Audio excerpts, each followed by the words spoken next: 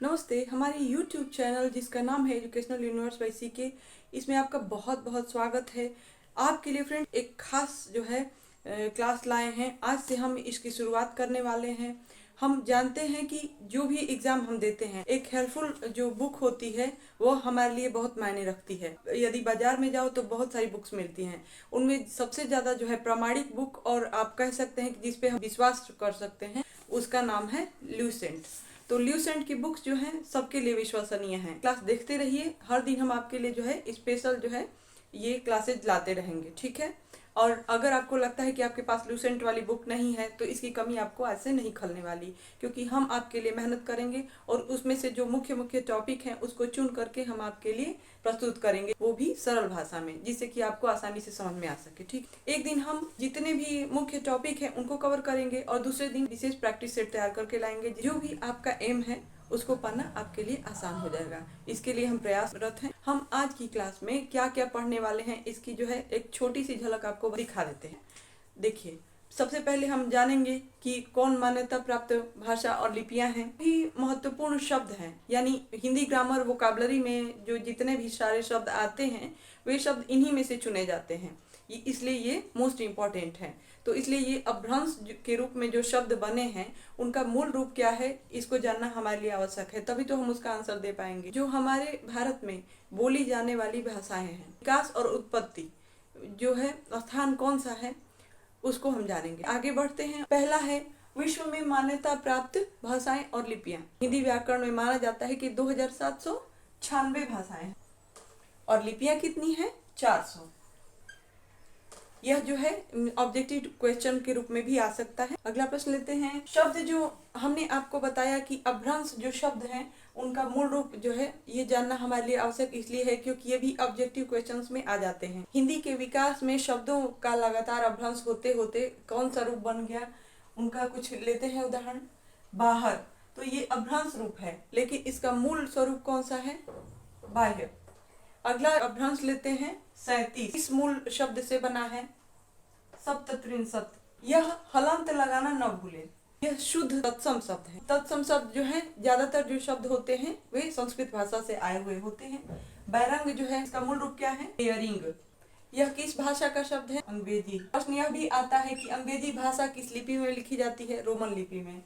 और संस्कृत भाषा जो है ये हिंदी और संस्कृत, यह जो दो भाषाएं हैं यह देवनागरी लिपि में लिखी जाती हैं। कुंवर, इसका क्या मूल रूप है? कुमार, संस्कृत शब्द है। अगला महत्वपूर्ण शब्द कौन सा है? अफीम। इसका मूल रूप कौन सा है? ओपियम। ये यूनानी भाषा का शब्द है। जगह, यह जो है हम अधिकांश जब बोलते हैं लेकिन हमें यह नहीं पता होता यह किस मूल शब्द से बना है? जाएगा। यह किस लिपि से संबंधित है? फारसी यानी उर्दू भाषा। मनोकामना, यह जो है इसका शुद्ध रूप क्या है? मनस्कामना। अगला लेते हैं। हम बोलते हैं कि उसका दाहिना हाथ है, तो दाहिना जो शब्द है अभ्रंश है, किस मूल शब्द से बना है? दक्षिण। लीची जो है यह अभ्रंश है, लेकिन इसका मूल रूप क्या है? लीचू, चीनी भाषा। देखिए, कंदील और लालटेन ये दोनों जो है अंग्रेजी भाषा के शब्द हैं और इनका शुद्ध रूप क्या है? कंदील का है कैंडल और लालटेन का है लैंटर्न। यह मूल रूप है। अगला लेते हैं। ल्यूसेंट पर आधारित क्वेश्चन पेपर तैयार कर रहे थे, तो उसमें कुछ शब्द हैं जिनके तत्सम रूप हमें बताने हैं। इसका अर्थ है कि वह तद्भव रूप है, तो तद्भव रूप लेते हैं। जैसे रजिंदर या राजेंद्र, जैसे मान लीजिए यह जो है तद्भव रूप है या अभ्रंश कह सकते हैं, तो इसका तत्सम रूप क्या है? राजेंद्र। स्टेशन, तत्सम रूप क्या है इसका? स्टेशन। और जितने भी शब्द हैं इनके शुद्ध रूप को हम देखेंगे। टिसुना, कितने लोग गांव देहात में बोलते हैं टिसुना या तिसना, तो इसका शुद्ध रूप क्या है? तृष्णा। अगला लेते हैं। कम पढ़े लिखे लोग हैं तो वो बोलते हैं कि रपट लिखा दो, तो रपट का शुद्ध रूप क्या है? रिपोर्ट। त्रासदी, हम देखते हैं कि ज्यादातर जो साहित्य होते हैं और या समाचार पत्रों में ये त्रासदी शब्द आपको दिख जाएगा, लेकिन इसका शुद्ध रूप क्या है? ट्रेजेडी। क्षत्रिय, यह जाति है, तो बोलते हैं कि हम लोग क्षत्रिय हैं, क्षत्रिय नहीं क्षत्रिय। उच्चारण बदल जाते हैं। परान, तो परान जो है इसका शुद्ध रूप क्या है? प्राण। आगे क्लास में हम पढ़ेंगे कि भाषा की उत्पत्ति कहाँ से हुई है, ठीक है। तो चलिए हम आगे बढ़ते हैं। ल्यूसेंट में जितने भी मोस्ट इम्पोर्टेंट जो टॉपिक्स हैं हमने क्लास में कवर किया है। अगला मुख्य टॉपिक है भाषा के आधार। तो भाषा के दो आधार हैं, पहला है मानसिक आधार और दूसरा भौतिक आधार। इसके बाद इम्पोर्टेंट कौन सा है, बोली के अन्य उपनाम कौन कौन से हैं। बोली के 3 उपनाम हैं। कौन कौन से, आइए देखते हैं। बोली को प्रांतीय भाषा भी कहते हैं। दूसरा उपनाम है विभाषा। तीसरा जो है उपनाम क्या है, उपभाषा। तो हमें क्या करना है कि जो भी आपको इम्पोर्टेंट लगे वो आप तुरंत नोट कर लें और आगे बढ़ेंगे। देखते हैं भाषाविद हैं, एक उनका नाम है ग्रियर्सन। ग्रियर्सन के अनुसार भारत में बोली जाने वाली भाषाएं कुल कितने परिवार में विभक्त की गई हैं। आगे देखते हैं कि ग्रियर्सन जो है उन्होंने जो विभाजन किया है, पहला आता है भारोपीय परिवार। तो भारोपीय परिवार जो है उसमें कौन कौन सी भाषाएं हैं। उत्तर भारत में बोली जाने वाली समस्त भाषाएं भारोपीय परिवार में आती हैं। जैसे हम देखते हैं कि हिंदी, उर्दू, अवधी, ब्रज, भोजपुरी, बुंदेलखंडी एवं अंग्रेजी, तो ये सभी भाषाएं जो है उत्तर भारत की मुख्य भाषाएं हैं। इनमें देखते हैं कि अवधी भाषा जो है, इस भाषा में जो रचनाएं की गई हैं, रामचरितमानस जो है इसके प्रमुख कवि हैं तुलसीदास, ठीक है। और ब्रज भाषा जो है इसके सूरदास जो है, यह प्रमुख, सूरदास और बिहारी, यह जो है प्रमुख कवि हैं। भोजपुरी भाषा जो है यह बिहारी भाषा के अंतर्गत आती है। बिहारी भाषा में 4 भाषाएं हैं भोजपुरी भाषा के अलावा, जो मैथिली भाषा, तो मैथिली भाषा के सुप्रसिद्ध कवि हैं विद्यापति ठाकुर। और बुंदेलखंडी जो है, बुंदेली भी बोला जाता है उसको। तो ये सभी भाषाएं जो है उत्तर भारत की हैं।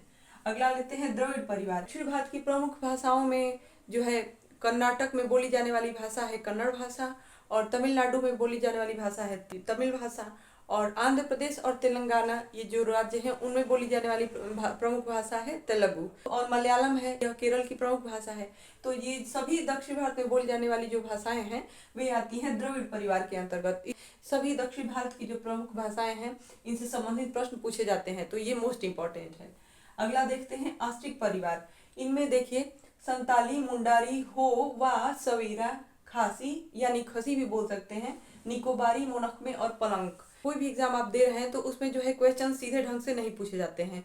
अक्सर क्या होता है कि जो हमको देखने में थोड़ा सा अलग लगता है, यूनिक सा, वही प्रश्न आ जाते हैं। जैसे कि हम देखते हैं कि हो भाषा जो है यह किस भाषा परिवार में आती है, इस तरह से प्रश्न आ सकता है। तो देखते हैं कि ये जो आस्ट्रिक परिवार है इनकी सभी भाषाएं जो है उनके नाम जो है थोड़े यूनिक से हैं। तो आप जो है एक बार इसका रिवीजन कर लें ध्यान से। इसमें कुछ और भी हैं, कुर्क, भूमिज और गदवा, ये सभी जो है आस्ट्रिक परिवार से संबंध रखती हैं। अगला परिवार कौन सा है, तिब्बती चीनी परिवार, ठीक है। तो देखते हैं उसमें कौन कौन सी भाषाएं सम्मिलित हैं। लुशेई, मारो, मिश्मी, अक, अबोरगिरी। तो ये जो बहुत इम्पोर्टेंट है, ये सभी जो है विभाजन जो किए गए हैं इनमें जो जो भाषाएं दी गई हैं इनको आप एक बार ध्यान से रिवीजन करें। एक एक शब्द को ध्यान से समझें, ठीक है। उनको रटने की कोशिश मत करें, बस उनको ध्यान से समझें कि अगर वो एग्जाम में आ जाते हैं तो आप उनका सही आंसर दे पाएंगे। अगला लेते हैं करेवा तथा मन। यह जो भाषा परिवार है इसमें वर्मा की भाषा आती है जो अब स्वतंत्र है। अगला लेते हैं अवर्गीकृत परिवार। तो हम देखते हैं कि हमने बताया कि निकोबारी जो भाषा है वो आस्ट्रिक परिवार में आ गई, तो निकोबार के साथ साथ अंडमान भी आता है हमारे जेहन में, यह अवर्गीकृत परिवार में आ जाती है। 2 भाषाएं जो हैं इसमें अंडमानी एक हो गया और दूसरा है बुरुशास की। देखेंगे कि कुछ महत्वपूर्ण जो भाषाएं हैं आगे क्लास में हम देखने वाले हैं कि जो महत्वपूर्ण भाषाएं हैं उनका विकास कहाँ से हुआ है। महत्वपूर्ण प्रश्न यह है कि वर्तमान हिंदी की उत्पत्ति कहाँ से हुई। तो अर्धमागधी प्राकृत और सौर श्रेणी अपभ्रंश से ही वर्तमान हिंदी उत्पन्न हुई है। वर्तमान हिंदी भाषा जो है उसके कई विभाग हैं। पहला है बिहारी, मगही, मैथिली, भोजपुरी और पूर्वी बिहारी। यह 4 तरह के जो है बिहारी भाषा के रूप हैं। तो हम देखते हैं कि बिहारी भाषा जो है बांग्ला, उड़िया और असमी, इन भाषाओं से भी जो है संबंध रखती है। इसका कारण यह है कि बांग्ला भाषा जो है या उड़िया या असमी, तो ये जो है उसके आसपास के जो राज्य हैं तो उनसे उस पर असर पड़ता है। बिहारी भाषा में जो मैथिली भाषा है उसके जो है प्रमुख कवि माने जाते हैं विद्यापति ठाकुर, और भोजपुरी भाषा जो है उसके प्रचारक माने जाते हैं भिखारी ठाकुर। तो हम देखते हैं कि उसके अलावा पूर्वी हिंदी जो भाषा है अर्धमागधी प्राकृत, उसकी अपभ्रंश से ये भाषा उत्पन्न हुई है। पश्चिमी हिंदी जो है राजस्थानी, गुजराती, पंजाबी, ये सभी भाषाएं जो है इनसे संबंध रखती है। इसका कारण यह है कि यह पश्चिमी हिंदी है, पंजाब में जाकर के उसका रूप जो विकसित होता है तो पंजाबी भाषा बन जाती है। विभिन्न राज्यों में उसका रूप जो है विकसित होकर के और विभिन्न राज्यों में अलग अलग रूप ले लेता है। अगला देखते हैं कि पश्चिमी हिंदी। हम देखते हैं कि पश्चिमी हिंदी जो है इसमें सबसे सर्व प्रमुख और जो है महत्वपूर्ण भाषा कौन सी है? हिंदुस्तानी भाषा, जो आज की राष्ट्रभाषा है। ठीक है, तो हिंदुस्तानी भाषा जो है विभिन्न राज्यों में इसका रूप बदलता जाता है। जैसे हम देखते हैं कि हिंदुस्तानी भाषा ही दक्षिणी भारत के क्षेत्रों में जाती है। दक्षिणी भारत के जो मुसलमान हैं वो जब बोलते हैं उसी भाषा को तो वो दक्षिणी हिंदी कहा जाता है। ठीक है, लेकिन वो रहता है पश्चिमी हिंदी का ही एक रूप। और इसके अलावा जो है ब्रज भाषा जो है, ब्रज भाषा दिल्ली से इटावा तक और इसके अलावा जो ब्रज के आसपास के सभी क्षेत्र हैं उनमें भी बोली जाती है। और कहा जाता है कि ब्रज भाषा की बहन के रूप में किस भाषा को माना जाता है? कन्नौजी भाषा। इटावा से लेकर के इलाहाबाद तक यानी उत्तर प्रदेश तक, और इसके अलावा जो है हरदोई और उन्नाव, ये जो जिले हैं अयोध्या अवध प्रांत के, तो उनमें भी यह कन्नौजी भाषा बोली जाती है। इसके अलावा बुंदेली भाषा जो है छत्तीसगढ़ यानी उसकी राजधानी उस रायपुर में भी बोली जाती है। और यदि बात करते हैं बांग्लू भाषा की, तो यह भाषा जो है दिल्ली के आसपास के जो क्षेत्र हैं उनमें बोली जाती है और हरियाणा के प्रमुख क्षेत्र हैं उनमें भी बोली जाती है। हिंदी जो है इसके 3 प्रकार हैं, अवधी, बघेली, छत्तीसगढ़ी, ये प्रमुख भाषाएं हैं। और इनके प्रमुख कवि कौन कौन से हैं? एक है जो है महाकवि तुलसीदास, जिन्होंने रामचरितमानस की रचना की है। और इसके अलावा जो है मलिक मोहम्मद जायसी जो है उन्होंने पद्मावत की रचना की है। हम जो प्रश्न करने वाले हैं मोस्ट इम्पोर्टेंट है, भाषाएं और लिपियों का विकास। तो इसके अंतर्गत हम देखते हैं कि प्रश्न यदि यह आता है कि पश्चिमी हिंदी का विकास किस भाषा से हुआ है? शौर्षिनी जो अपभ्रंश है इसी से पश्चिमी हिंदी का विकास हुआ है। अगला प्रश्न यह आता है कि पूर्वी हिंदी का विकास किससे हुआ है? तो पूर्वी हिंदी का विकास हुआ है अर्धमागधी प्राकृत जो भाषा है उससे हुआ है। और अगला लेते हैं बिहारी हिंदी का विकास किससे हुआ है? मागधी जो भाषा है वही विकसित होकर के बिहारी हिंदी बनी है। अगला लेते हैं खस भाषा, उसका विकसित रूप कौन सा है? पहाड़ी हिंदी। प्रश्न यदि आता है कि देवनागरी लिपि का विकास किस लिपि से हुआ है? ब्राह्मी लिपि, यही हमारा आंसर होगा। भाषा से संबंधित जितने भी मुख्य प्रश्न हैं उनको लेकर के हम आते हैं प्रैक्टिस सेट के रूप में। आप भी तैयार रहिए और हम भी आते हैं पूरी तैयारी के साथ। आप रिवीजन करके तैयार रहें। कल मिलते हैं, धन्यवाद।